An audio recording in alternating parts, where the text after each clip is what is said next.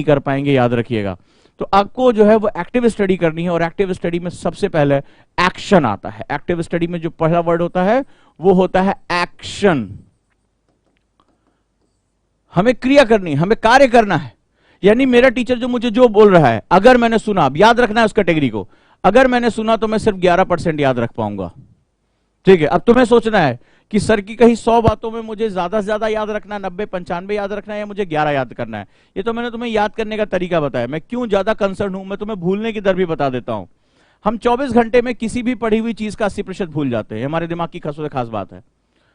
जैसे तुम्हारे मोबाइल में 2 तरह की मेमोरी होती है, रैम और रोम, वैसे हमारे पास भी 2 तरह की मेमोरी होती है, शॉर्ट टर्म मेमोरी और लॉन्ग टर्म मेमोरी। हम लोग सबसे बड़ा धोखा खा जाते हैं, हमें लगता है कि हमने एक बार पढ़ लिया तो हमें हमेशा के लिए याद हो गया, हम जो है बहुत बड़े विद्वान हैं। हम सबसे बड़ी गलती कर जाते हैं कि वो हमने शॉर्ट टर्म मेमोरी में डाल दिया होता है, और शॉर्ट टर्म मेमोरी 24 घंटे के अंदर अपने आप को क्लीन कर लेती है। 80% हिस्सा आप भूल जाते हैं, यू फॉरगेट।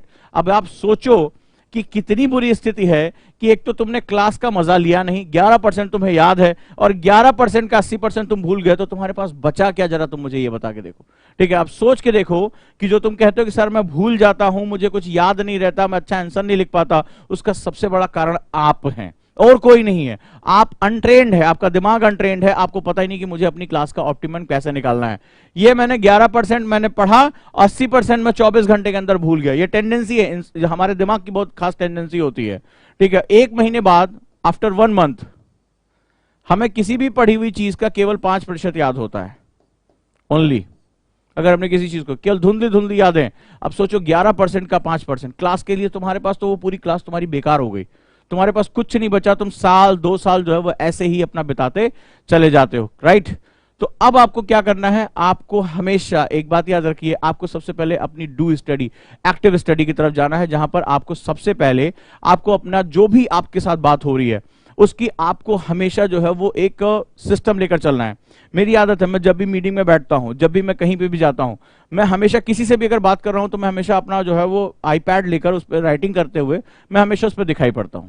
ठीक है, कि भाई ये क्या बंदा बोलने जा रहा है। मैं किसी से भी अगर कोई बात करता हूं तो मैं उससे पहले कहता हूं पेपर पे मुझसे बात करिए, या मैं जो है उससे कोई बताना चाहता हूं तो मैं उसको रिटर्न देना चाहता हूं कि हमारी आपकी क्या बात हुई।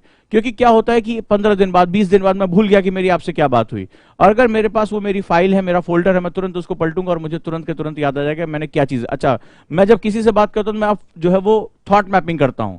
ठीक है, पूरी बात नहीं लिखता, सिर्फ जो इंपॉर्टेंट पॉइंट्स हैं सिर्फ उनके बारे में बात करता हूं, यानी 1 पेज या 2 पेज के अंदर मेरी पूरी बात हो जाती है।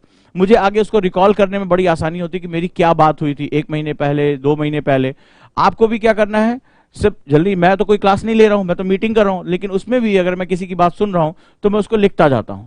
इससे मेरे पास हमेशा डॉक्यूमेंट्स हो जाते हैं। मैं आपको क्यों बताता हूं, आप लोगों ने थॉमस अल्वा एडिसन का नाम सुना है? ठीक है, संसार के सबसे महानतम वैज्ञानिकों में से एक है, सबसे ताकतवर बिजनेसमैन से एक, बिजनेसमैन से, जनरल इलेक्ट्रिक के जो मालिक थॉमस अल्वा एडिसन ने अपने पूरे जीवन में 5 लाख से ज्यादा पेज लिखे थे। 5 लाख से ज्यादा पेज, वो कोई भी बात होती थी उसको नोट डाउन करते थे, कोई बात होती थी वो जो है वो नोट डाउन करते थे। यही टेस्ला की आदत थी, यही एडिसन की आदत थी, और दुनिया के तमाम जैसे लोग हैं हमेशा, अल्बर्ट आइंस्टाइन जो आप जानते हैं कि संसार के सबसे महानतम वैज्ञानिकों में से एक, उनकी जेब में हमेशा जो है वो एक डायरी और एक पेन रहता था। वो कोई भी बात होती थी उसमें नोट डाउन करते थे, फिर वो अपने घर जाकर जो है उसको मेन डायरी में, अपनी मेन नोटबुक में उसको उतारते थे। यानी नोटिंग करना, यानी कि अपनी बात को रखना, यानी किसी भी चीज को जब आप सुन रहे हो उसको एक्शन के साथ इन्वॉल्व कर देना, ये हमारी एक्टिव स्टडी की पहली और सबसे मूलभूत शर्त है। यानी आज से आपको क्या करना है, हमेशा अपने साथ एक डायरी और एक पेन रखना है। शुरुआती दौर में जब मेरे पास डिजिटल इक्विपमेंट्स नहीं थे तो मैं अपने गले में, जैसे कई बार पेन भूल जाता था तो लॉकेट की तरह एक पेन आता था, ठीक है, आर्चीज का पेन आता था, उसमें क्या हो, लॉकेट की तरह छोटा सा पेन होता था, वो गले में डाल लो, तो मैं उसको डाल लेता था ताकि अगर मेरा पेन कहीं भूल जाए, अक्सर मैं भूल जाता था, तो मैंने उसको गले में डाल लिया था माला की तरह, कि वो पेन रहता था। और एक छोटी सी डायरी, हमेशा पॉकेट डायरी रहती थी, तो वो कोई भी अगर चीज हो तो उसके साथ आपने नोट डाउन कर लिया, वो आपके लिए भविष्य के लिए बड़ी इंपॉर्टेंट काम आती है। यानी जो पहला हमारा एक्शन फेनोमेनन होता है वो होता है नोटिंग करना। अब जैसे आप में से कई लोग जो है, आज तो आप डिजिटली बहुत इक्विप्ड हो, डिजिटली बहुत अच्छा काम कर सकते हो, आज आपके पास अच्छे अच्छे सॉफ्टवेयर भी अवेलेबल है, लेकिन जो भी चीज है, जैसे आज आपने कुछ न्यूज़पेपर में पढ़ा, आपको एक लाइन बहुत अच्छी लगी, आपको कुछ एग्रीकल्चर पे अच्छा मिला, कहीं पर भी आप पढ़ के उसको क्या करते हो, ऐसे पढ़ते हो उसको निकाल देते हो। ठीक है, आपने अगर उसको वहीं का वहीं नोट डाउन कर लिया तो आप ये समझिए कि वो आपके लिए हमेशा हो गया। अभी मुझे याद है कि जिन दिनों मैं जो है वो पढ़ाई इस तरह का अपना जो शुरुआती दौर में पढ़ाई करता था, तो मेरे पास एक पतली छोटी सी डायरी थी, ठीक है, और मैं उसमें जो है वो जो है उसमें लिखा करता था। अब वो डायरी क्या, वो बीच में कुछ साल तक मिस हो गई, ठीक है, और वो किताबें भी मेरे हाथ से निकल गई, कुछ इधर उधर हुआ, इधर उधर आने जाने में किताबें मेरे हाथ से। अब मुझे बड़ा पछतावा हो रहा था, क्या हुआ, अचानक से एक दिन वो, ठीक है, वो सामान में, पुराने सामान में वो डायरी मिल गई, पतली सी डायरी थी, और वो डायरी मिली, और मैंने जब उसके अंदर देखा कि मैंने कितने जबरदस्त अच्छी अच्छी लाइनें उसमें लिख रखी हैं, तो मुझे एक बहुत ही उत्साह मिला कि वाह, मेरा जो बहुत बड़ा खजाना मेरे को वापस मिल गया। इनको ढूंढने के लिए मुझे वो किताबें ढूंढनी पड़ती, दोबारा पढ़ना पड़ता। ये नोटिंग का सबसे बड़ा फायदा होता है कि आपके पास एक एसेट क्रिएट हो जाता है, नंबर 1। तो आज से आपको क्या करना है, आपको नोटिंग करने की आदत डालनी है। आपको जो भी कोई बात है उसको आपको नोट डाउन करना है। अब नोटिंग कैसे करनी है, इस पर हमारी बातचीत होना बहुत ही ज्यादा जरूरी है कि हमारा नोट डाउन कैसे होना है। तो आज के लिए मैंने जो आपको सबसे इंपॉर्टेंट बात बताई, जाओ आपको आज से यहां से तय करना है कि मुझे दोनों में से कौन सी स्टडी करनी है, ठीक है, एक्टिव स्टडी या पैसिव स्टडी। आप तय कर लो, आप डे 1 से ही तय कर लोगे कि आपको किधर जाना है, फेल वाले की 90% की कैटेगरी में जाना है या जो टॉप 10 की कैटेगरी में आपको जाना है। दूसरा, हम कैसे याद करते हैं, ये बात याद रखिएगा, ठीक है।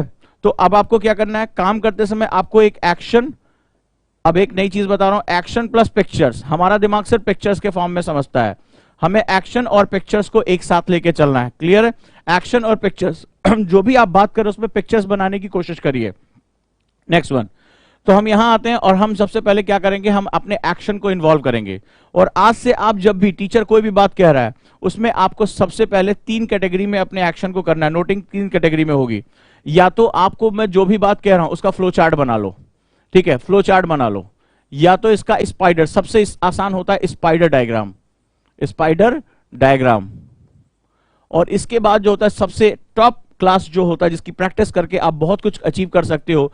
आज की डेट में न्यूज़पेपर में मैं कोई नोट्स नहीं बनाता, न्यूज़पेपर मुझे हार्डली 10 मिनट मिलता है पढ़ने के लिए। लेकिन अगर आप मुझसे पूछ लो किस पेज पे कौन सी खबर आई है, कहाँ क्या है, ओरिएंटेशन क्या है, क्लास में हूबहू मैं उसको बोल देता हूँ, क्योंकि वो मैंने उसके लिए एक मेथड डेवलप किया, थॉट मैपिंग, ठीक है, थॉट मैपिंग। इसको माइंड मैपिंग भी कहते हैं, लेकिन माइंड मैपिंग और थॉट मैपिंग में मैंने जो है यूपीएससी के हिसाब से काफी मॉडिफिकेशन किया है।